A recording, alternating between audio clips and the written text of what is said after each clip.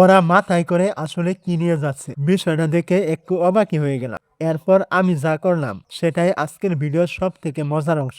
শেষ পর্যন্ত পুরোটা অবশ্যই দেখবেন। তো চলুন শুরু করি। হঠাৎ আজকে পাশের বাড়ির দিকে তাকিয়ে দেখি সেখানে কয়লা কেনার জন্য লোকজন এসেছে। একটু পরেই চোখে পড়লো আরেক পাশের বাড়ির লোকজন মাথায় করে বড় বড় কয়লার বস্তা নিয়ে যাচ্ছে বিক্রি করার জন্য। ওদের কয়লা নিয়ে যেতে দেখে তখন আমারও মনে হলো আমাদের বাড়িতেও তো এমন কিছু কয়লা আছে, তাই ভাবলাম আমিও কয়লাগুলো নিয়ে বিক্রি করে আসি। কয়লা নিয়ে বের হওয়ার জন্য যখনই একদম প্রস্তুত, ঠিক তখনই জানতে পারলাম যারা কয়লা কিনতে এসেছিল তারা নাকি ইতিমধ্যে চলে গেছে। কয়লা বিক্রির কাজটা তো আর হলোই না, তাই এরপর চলে গেলাম আমার পোষা ঘুঘু পাখিগুলোর কাছে। গিয়ে দেখি ওদের খাবারের পানিটা বেশ ময়লা হয়ে গেছে, তাই দেরি না করে ময়লা পানিটা খাঁচা থেকে বের করে রাখলাম। পরে পরিষ্কার ও ভালো পানি দিয়ে দিব যাতে ওরা সুস্থভাবে পানি খেতে পারে।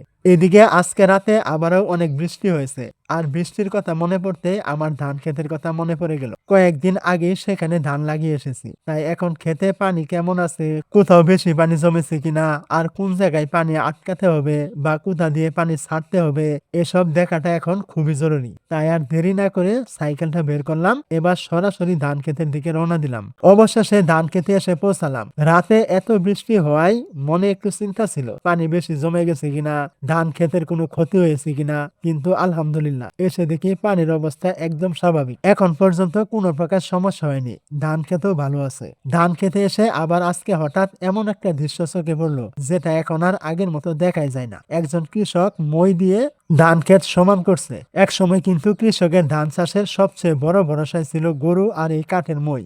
প্রতিদিন ভোরবেলা এমন দৃশ্য কতই না দেখা যেত, কিন্তু সময়ের সঙ্গে সঙ্গে আধুনিক যন্ত্র এসে এই দৃশ্যগুলি অনেকটাই হারিয়ে গেছে, বলতে গেলে এখন আর দেখাই যায় না। আজ হঠাৎ এই দৃশ্যটা দেখে মনে হলো আমাদের গ্রামের সেই পুরোনো দিনের স্মৃতিগুলো যেন চোখের সামনে ভেসে উঠেছে। ধান ক্ষেত দেখা শেষ করে এবার ফিরে এলাম বাড়িতে এসে প্রথমেই সাইকেলটা ঘরের ভেতর নিরাপদ জায়গায় রেখে দিলাম, কারণ সাইকেলটা বাইরে রেখে দিলে ছোট ছোট পোলাপান খেলতে গিয়ে অসাবধানতায় উঠে পড়তে পারে, আর সেখান থেকে যে কোনো ধরনের বিপদ ঘটতে পারে, তাই একটু সাবধান থাকাই ভালো। সাইকেলটা নিরাপদে ঘরে রেখে এবার চলে গেলাম আমার পোষা ঘুঘু পাখির কাছে। সকালে ওদের পানিটা ময়লা হয়ে গিয়েছিল, তাই এবার ওদের জন্য পরিষ্কার পানি রেডি করলাম। তারপর এক এক করে প্রত্যেকটা পাখির কাছে পরিষ্কার পানি দিয়ে দিলাম। ছোট এই কাজটা করতে হয়তো বেশ সময় লাগেনি, কিন্তু ওদের সুস্থ আর ভালো রাখার জন্য পরিষ্কার পানি দেওয়াটা খুবই জরুরি। তো যাই হোক, আজকে এতটুকু ছিল, দেখা হবে আবার নতুন কোনো ভিডিওতে। ততক্ষণ সবাই ভালো থাকবেন। খুদা হাফেজ।